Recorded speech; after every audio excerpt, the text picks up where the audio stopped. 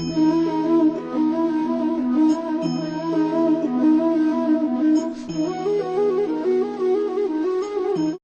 राधे दोस्तों, मेरे YouTube channel में आप सभी का स्वागत है। दोस्तों 7 अक्टूबर 2021 से दिन बृहस्पतिवार से शारदीय नवरात्रों का आरंभ हो रहा है और हम सभी लोग किसी न किसी रूप में माता रानी की पूजा जरूर करेंगे। हमारी जो भी भाव होते हों, हम जो भी पाठ करते हो या हम जो भी स्तुति करते हो, वो हम सभी लोग इस नवरात्रि में भी जरूर करेंगे। तो आज मैं माता रानी की पूजा से संबंधित एक ऐसे ही पाठ के बारे में आप लोगों को इस वीडियो में बताने वाली हूँ, जो कि बहुत ही अचूक है और हम सभी लोग उसके बारे में बहुत अच्छे से जानते हैं। लेकिन कई लोग ऐसे हैं जो उसको करना चाहते हैं, लेकिन समय के अभाव में वो लोग कर नहीं पाते। तो कैसे आप उसका फल ले सकते हैं, कैसे आप उस पाठ को कर सकते हैं, आज मैं इस वीडियो में आप लोगों को यही बताऊंगी। तो दोस्तों, वीडियो में आगे बढ़ने से पहले मैं आप सभी से रिक्वेस्ट करूंगी कि प्लीज़ मेरे चैनल को सब्सक्राइब ज़रूर कर लें, साथ ही बेल बटन को भी प्रेस कर दें, जिससे कि मेरे आने वाले वीडियोस के नोटिफिकेशंस आप लोगों को मिलते रहें। और दोस्तों, हर हफ्ते चैनल पर एक जन्म कुंडली का चयन किया जाता है फ्री जन्म कुंडली विश्लेषण के लिए। तो अगर आप लोग भी चाहें तो अपनी डिटेल्स मुझे कॉमेंट करके दे सकते हैं। तो दोस्तों, आज जो मैं आप लोगों को उपाय बताने वाली हूँ वो है दुर्गा सप्तशती से। दोस्तों, हम सभी लोग दुर्गा सप्तशती के बारे में बहुत अच्छे से जानते हैं और हम में से कई लोग चैत्र नवरात्रि हो या फिर शारदीय नवरात्रि या फिर गुप्त नवरात्रि ही क्यों ना हो, हमेशा इसका पाठ करते भी हैं। लेकिन बहुत से लोग ऐसे होते हैं दोस्तों, जिनके पास इतना समय नहीं होता है कि वो इस पाठ को कर सकें, पर वो चाहते हैं कि वो दुर्गा सप्तशती का पाठ करें।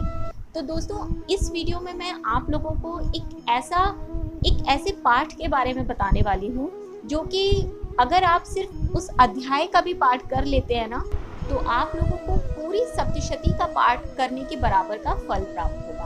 किसी भी पाठ को करने के लिए, किसी भी स्तुति को करने के कुछ नियम बताए गए हैं दोस्तों शास्त्रों में, और हमें उन्हीं नियमों के अंदर रहकर ही उसका पाठ करना चाहिए। इससे हमें उसका पूरा फल भी मिलता है और यही सही तरीका भी होता है। तो बहुत सारे लोग जो कि दुर्गा सप्तशती के बारे में जानते हैं, उनकी इच्छा भी होती है कि वो उसे पढ़ें, लेकिन उनको नियम नहीं पता होते या फिर वो उन्हें बहुत बड़ी लगती है, वो क्योंकि वो लोग नया नया शुरू कर रहे होते हैं उसे पढ़ना, तो उनके मन में कहीं ना कहीं डर भी होता है कि कहीं हम कोई गलती ना कर दें। तो ऐसे सभी लोगों के लिए मैं जो ये एक अध्याय के बारे में बताने वाली हूँ, आप सभी लोग उस अध्याय को करके भी पूरी सप्तशती के पढ़ने के बराबर का फल प्राप्त कर सकते हैं। तो दोस्तों, वो एकमात्र अध्याय है दुर्गा सप्तशती का अध्याय 11, जिसमें देवताओं द्वारा देवी की स्तुति की गई है। दोस्तों, ये एकमात्र ऐसा अध्याय है जिसको करने भर मात्र से ही आप पूरी सप्तशती के बराबर के फल को प्राप्त कर सकते हैं और इसको करना बहुत ही आसान है। आप लोग बस संकल्प लेकर और इस पाठ का आरंभ कर दें और पूरे 9 दिन आप इस पाठ को करें। जैसा कि इस बार नवरात्रि सिर्फ 8 ही दिन है, तो आप 8 दिन पाठ करेंगे, लेकिन कभी आगे भी अगर आप इस पाठ को करना चाहते हैं,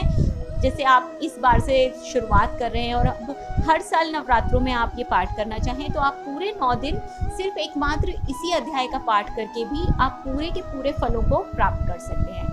और जैसा कि इस पाठ में बताया ही गया है कि देवताओं द्वारा स्तुति की गई माता रानी की और बदले में माता ने उन लोगों को वरदान दिया है, उसी प्रकार आपकी भी अगर कोई मनोकामना है तो इस पाठ का अध्ययन करने के बाद आप अपनी मनोकामना माता रानी को बताएं और बदले में उनसे उसी प्रकार वरदान प्राप्त कर सकते हैं। तो दोस्तों, ये एक मात्र अध्याय ऐसा है जिसको आप इस पूरे नवरात्रि पढ़ सकते हैं।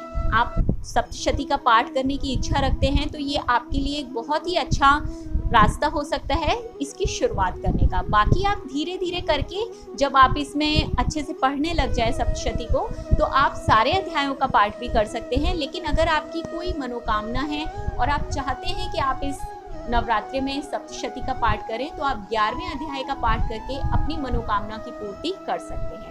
तो दोस्तों, बहुत ही अच्छा अध्याय है, बहुत ही अच्छा स्तोत्र है ये माता रानी का। तो आप लोग इस नवरात्रि से ज़रूर इसकी शुरुआत करें पढ़ने की। और जैसा कि मैंने बताया कि वो लोग जो हमेशा से नवरात्रि में सप्तशती पढ़ते हैं, लेकिन अब किसी न किसी वजह से उन पर समय नहीं है और उनके मन में ये भाव भी आता है कि हम सप्तशती नहीं पढ़ पा रहे हैं, तो आप लोग भी इस अध्याय को पढ़ के अपने उस डर से बाहर निकल सकते हैं और पूरा फल प्राप्त कर सकते हैं। तो दोस्तों, एकमात्र इस अध्याय को आप लोग पढ़ें और पूरे के पूरे सप्तशती का फल ले सकते हैं। तो दोस्तों, अब मैं 2-3 ऐसी महत्वपूर्ण बातें आप लोगों को बता देती हूँ। आप लोग अगर सप्तशती को अभी पढ़ना शुरू कर रहे हैं तो आप लोगों को पता होनी चाहिए। पहली बात दोस्तों कि अगर आप महिला हैं, अब आप चाहे विवाहित हो या अविवाहित, अगर आप महिला हैं तो आप कभी भी खाली माथे से सप्तशती का पाठ ना करें। यानी कि अगर आप विवाहित हैं तो आपकी माथे पर बिंदी जरूर होनी चाहिए, और अगर आप लड़की हैं, अनमैरिड हैं, आप बिंदी नहीं लगाती हैं, तो आप रोली का तिलक अपने माथे पर कर सकती हैं। कभी भी सूने माथे से यानी कि खाली माथे से सप्तशती का पाठ नहीं करना चाहिए। दूसरी बात, अगर आप सप्तशती का पाठ करने जा रही हैं तो कभी भी बाल गीले ना रखें, हमेशा सूखे हुए बालों से और बालों को बांधकर ही आप सप्तशती का पाठ करें। और तीसरी जो महत्वपूर्ण बात है दोस्तों, वो ये कि सप्तशती को कभी भी हाथ में लेकर नहीं पढ़ें, हमेशा उसको आसन पर रखकर पढ़ें। कभी भी हाथ में लेकर सप्तशती का पाठ नहीं करना चाहिए। तो आप ये सभी बातें अपने दिमाग में रखें अगर आप लोग नया सप्तशती पढ़ना शुरू कर रहे हैं तो। उम्मीद करती हूँ कि माता रानी आप लोगों की सारी मनोकामनाएं पूरी करेंगी। तो चलिए फिर इस वीडियो में इतना ही। जल्दी मिलती हूँ आप लोगों से एक नए वीडियो में एक नई अच्छी जानकारी के साथ। इस वीडियो से रिलेटेड अगर कोई भी क्वेश्चन है, आपका कोई सवाल है, तो आप कमेंट करके मुझसे पूछ सकते हैं। चलिए दोस्तों, फिर अपना ध्यान रखें और खुश रहें। नमस्कार।